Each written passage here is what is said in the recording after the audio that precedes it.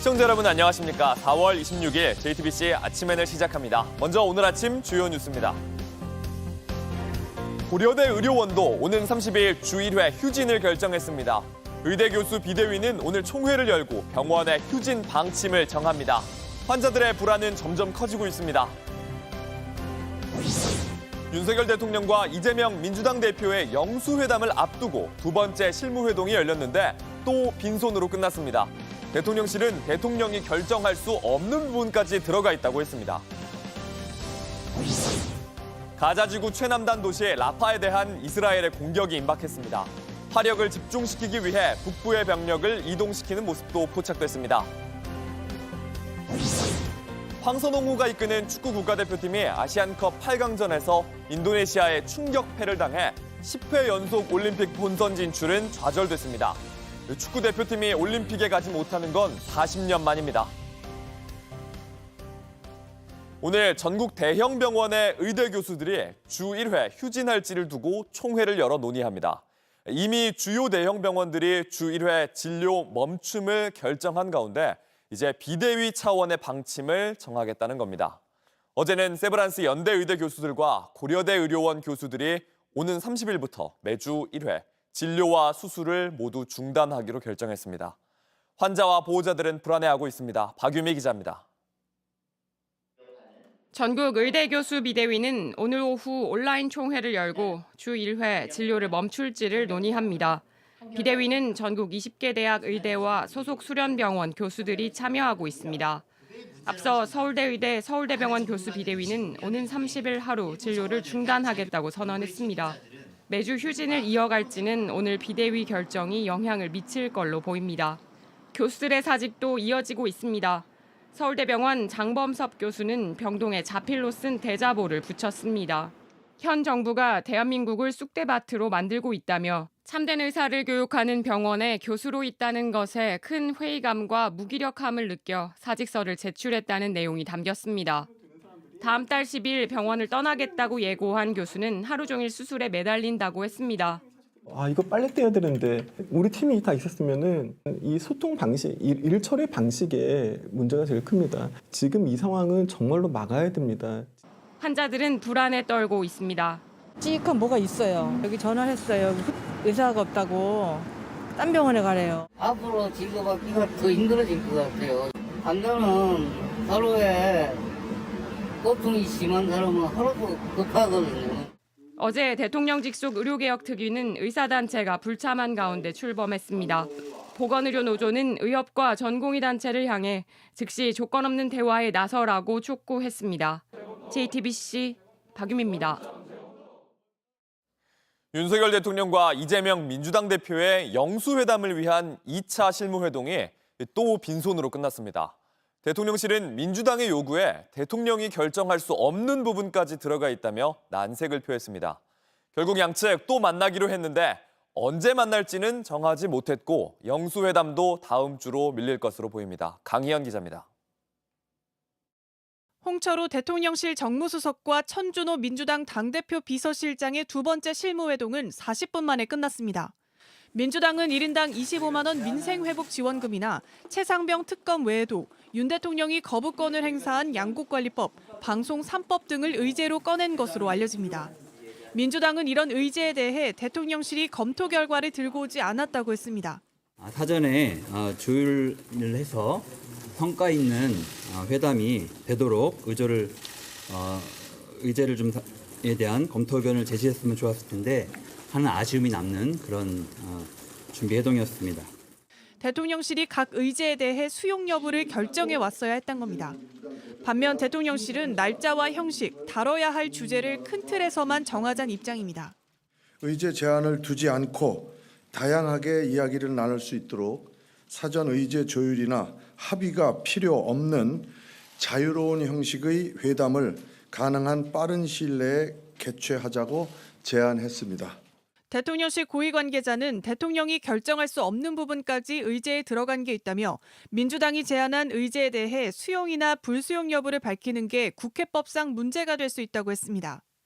결국 양측은 세 번째 실무회동을 갖기로 한 가운데 영수회담은 다음 주로 밀릴 걸로 보입니다. 한편 이재명 대표와 조국혁신당 조국 대표는 어제 2시간 반 동안 비공개 만찬을 했습니다. 이 자리에서 양측은 수시로 만나 허심탄회하게 소통하고 공동 법안 정책을 협의하기로 했습니다. JTBC 강연입니다. 방탄소년단, 뉴진스 등이 속한 국내 최대 엔터기업 하이브가 연일 시끄럽습니다. 하이브는 뉴진스의 소속사 어도어의 민희진 대표가 경영권을 훔치려고 했다며 경찰에 고발했습니다. 또 민 대표가 무속인과 상의해 경영 사항을 결정했다고 주장했습니다. 정수아 기자입니다. 하이브가 민희진 어도어 대표를 고발한 혐의는 배임입니다. 경영권 확보를 시도해 회사에 해를 끼쳤던 겁니다. 하이브는 민 대표와 회사 임원 A씨의 카카오톡 대화 내용 일부를 공개했습니다. A씨가 경영권 확보 계획을 설명하자 민 대표가 대박이라고 답한 부분입니다. 하이브는 민 대표가 뉴진스와 전속계약 해지 등의 방법을 논의하며 하이브를 압박하려 했다고 주장했습니다. 여론을 이용해 하이브가 지분을 팔도록 하고 그 지분을 해외 국부펀드가 사들이도록 하려 했던 겁니다. 실제로 대화 내용엔 5월 여론 전 어도어를 빈껍데기로 만들어서 데리고 나간다 등의 표현도 등장한다고 전했습니다. 하이브는 자회사 어도어의 지분 80%를, 민희진 대표는 18%를 갖고 있습니다. 하이브는 또 민희진 대표가 무속신앙에 빠져 경영을 했다고도 주장했습니다. 내부감사 과정에서 민 대표가 무속인과 나눈 대화록을 확보했는데 해당 무속인이 직원 채용에 관여하고 어도어라는 회사 이름까지 검토하는 등 경영 전반에 깊이 개입했던 겁니다. 또 하이브는 민 대표가 BTS가 군대를 가야 본인에게 유리하다면서 무속행위를 의뢰한 정황이 있다고 주장했습니다. 하이브는 이 같은 의혹에 대해 민 대표에게 해명을 요구했지만 민 대표는 모두 부인했다고 전했습니다. JTBC 정수아입니다. 민희진 어도어 대표는 어제 기자회견을 통해 오히려 하이브가 자신을 배신했다 이렇게 주장했습니다. 데뷔 과정에서 뉴진스가 다른 그룹에 밀려 제대로 된 홍보를 받지 못했다고도 했습니다. 이어서 이한길 기자입니다. 하이브가 보도자료를 내고 7시간 뒤 민희진 어도어 대표는 기자회견을 열었습니다. 이번 갈등이 불거진 뒤 언론에 나선 건 처음인데 먼저 대화 포렌식 자체가 회사의 사찰이라고 강조했습니다. 카톡까지 막 다 사찰해서 저를 죽이려고. 민 대표는 하이브와 지분 협상을 벌이던 와중에 갑자기 감사가 들어왔다면서 직장인들이 늘상 하는 회사에 대한 푸념을 경영권을 훔치려 한 시도처럼 몰아붙였다고 반박했습니다. 제가 하이브를 배신하고 한 게 아니라 하이브가 저를 배신했다고 생각하거든요. 저를 써먹을 만큼 다 써먹고 이제 약을 다 빨 만큼 빨아서. 그러면서 회사와 주주들에게 해를 끼친 건 오히려 하이브라고 주장했습니다. 실적을 잘 내고 있는 주주들한테 도움이 되고 있는 계열사 사장을 이렇게 찍어 누르려고 하는 게 배임 아닌가. 내가 무슨 죄가 있나. 저는 일을 잘한 죄밖에 없다. 앞서 하이브의 신인 걸그룹 아일릿이 뉴진스를 표절했다는 의혹을 제기했던 민 대표는 이번엔 르세라핌에 밀려 뉴진스가 데뷔 과정에서 제대로 된 홍보조차 하지 못했다고 주장했습니다. 뉴진스 릴리즈 내일이거든요. 근데 어떻게 월요일 날 감사를 해?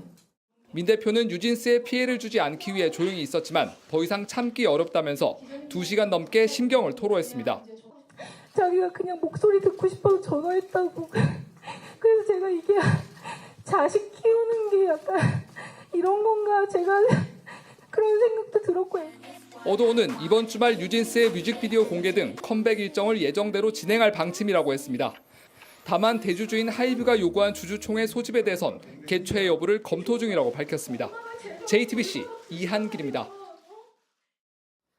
하마스의 마지막 본거지로 지목된 가자 지구 최남단 도시 라파에 대한 이스라엘의 공격이 임박한 걸로 보입니다. 이스라엘군이 화력을 집중시키려고 다른 곳에 있던 병력을 라파로 집결시키는 모습도 포착됐습니다. 윤정식 기자입니다. 이스라엘 보병부대 탱크들이 이동합니다. 가자지구 최남단 도시 라파 공격 작전에 투입되는 겁니다. 라파 공습이 임박했음을 알리는 움직임입니다. 국제사회는 이스라엘에 라파 공격만은 자제해달라는 메시지를 보내고 있습니다. 가자지구 곳곳에 있던 피난민 140만여 명이 이곳에 대피해 있기 때문입니다. يعني هم اصلا يعني لو بدي احكي لك عنهم هم نزحوا على خان يونس في الاول وبعدين نزحوا على رفح يعني الثلاثه ما لهم علاقه في اي انتماء سياسي ولا تنظيمات ولا هم مسلحين. 그러나 이스라엘은 공격을 감행할 것으로 보입니다. 라파가 팔레스타인 무장정파 하마스의 최후 보루라서 이들을 소탕하려면 공습이 불가피하다는 겁니다. 현지 매체들에 따르면 이스라엘군 수뇌부는 최근 이집트를 방문해 라파 공격 문제를 논의한 바 있습니다. 공습이 시작되면 피난민들이 바로 옆 국경을 넘어 이집트로 향할 수도 있기 때문에 이에 대한 양해를 구한 것으로 보입니다. 이스라엘 측은 국제사회의 비난을 피하기 위해 라파 인근에 피난민을 위한 대규모 텐트촌도 만들고 있습니다. 하지만 이런 조치에도 공습이 시작되면 대규모 민간인 인명피해는 피할 수 없어 보입니다. JTBC 윤정식입니다. 군이 최상병 사건을 경찰로부터 가져올 때 누가 언제 어떻게 가져올 건지 직접 경찰에 전화를 걸어 협의를 한 것이 국방부 장관 직속 유재은 법무관리관이었다는 경찰 고위 간부의 증언이 나왔습니다. 과거에 유재은 관리관은 국회에 나와서 사건 회수에는 국방부 수뇌부가 개입하지 않았다고 했는데 저희가 입수한 증언이 사실이라면 유 관리관은 위증을 한 겁니다. 유선희 기자의 단독 보도입니다. 유재은 국방부 법무관리관이 지난해 국회에 나왔습니다. 경찰에서 최상병 사건을 다시 가져온 건 군검찰의 자체 판단이었다고 말했습니다. 말씀은 이탄희 의원님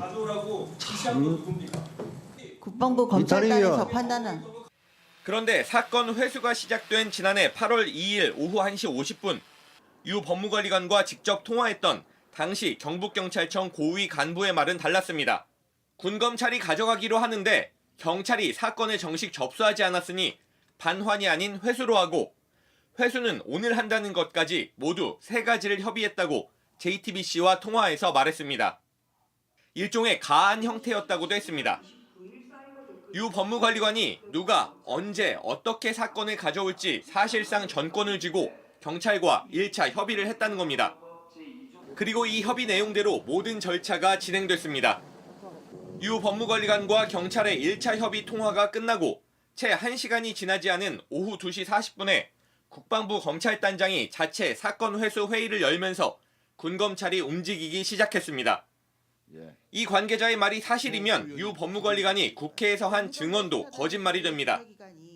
그렇다면 누가 유 법무관리관에게 협의할 권한을 줬는지도 반드시 수사로 밝혀져야 할 대목입니다. JTBC 유선입니다. 한국 남자축구가 10회 연속 올림픽 본선 진출에는 실패했습니다.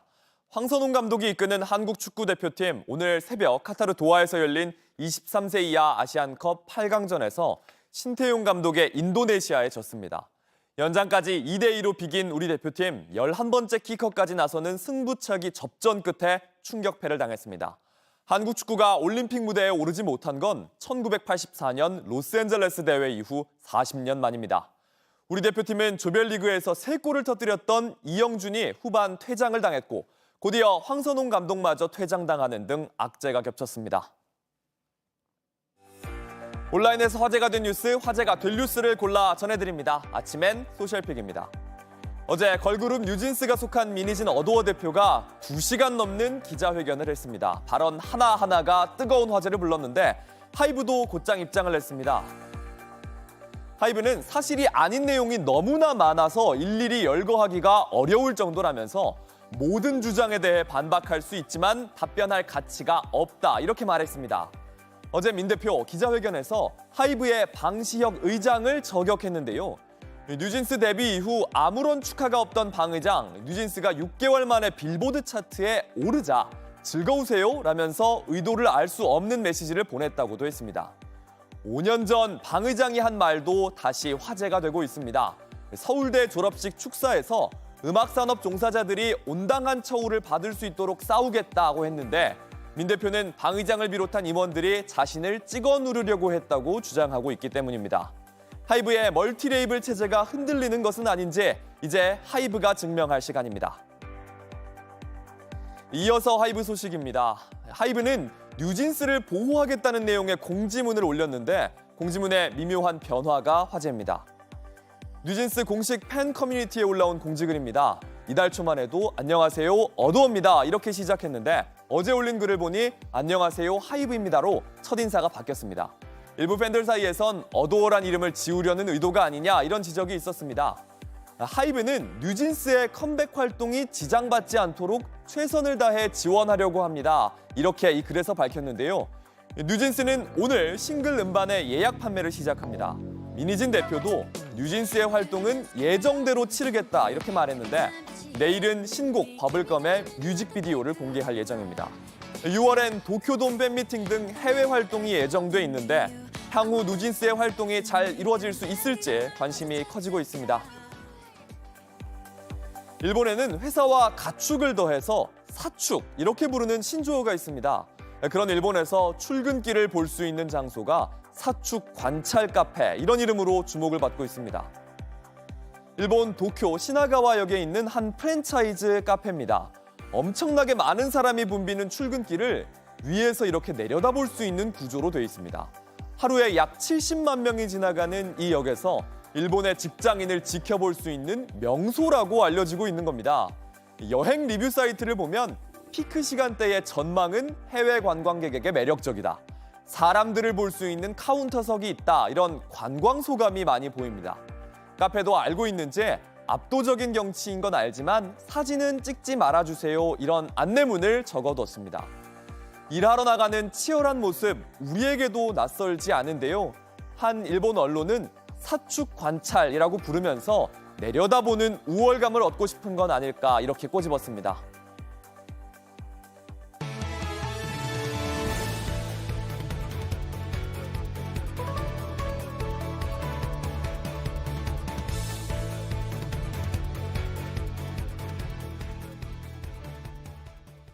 지인의 렌터카를 훔쳐 달아나던 20대 남성이 경찰에 붙잡혔습니다.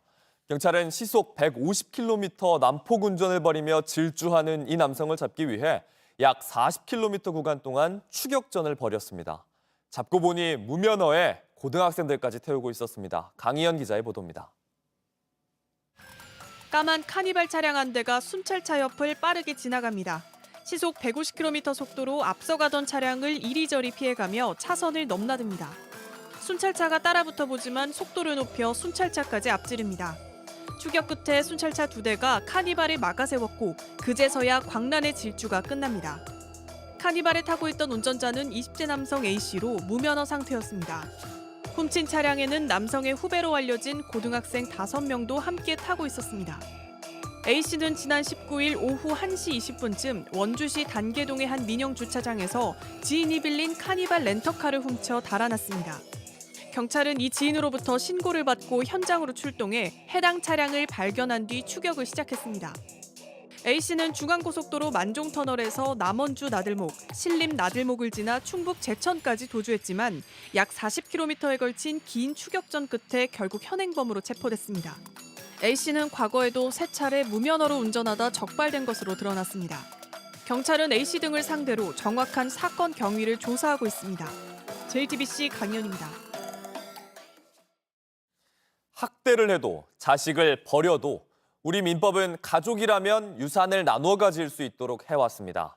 그런데 헌법재판소가 이 제도의 일부 규정이 헌법에 맞지 않는다는 결론을 내렸습니다. 조혜연 기자입니다. 지난 2019년 가수 구하라 씨가 숨졌습니다. 그런데 20년 동안 연을 끊었던 친모가 나타나 재산 일부를 가져갔습니다. 고인의 뜻과 상관없이 부모와 배우자, 형제자매 등 법에서 정한 상속인들이 정해진 비율의 재산을 상속받을 수 있도록 규정한 민법의 유류분 제도 때문입니다. 구 씨의 친오빠는 양육 의무를 저버린 부모가 상속을 받을 수 없도록 하는 구하라법을 만들어달라고 국회에 요청했습니다. 구하라라는 이름처럼 우리 가족 같은 슬픈 삶을 살아왔던 많은 분들을 구하고자 하는 마음으로 헌법재판소는 그동안 유류분 제도에 대해 2010년과 2013년 모두 합헌 결정을 내린 바 있습니다.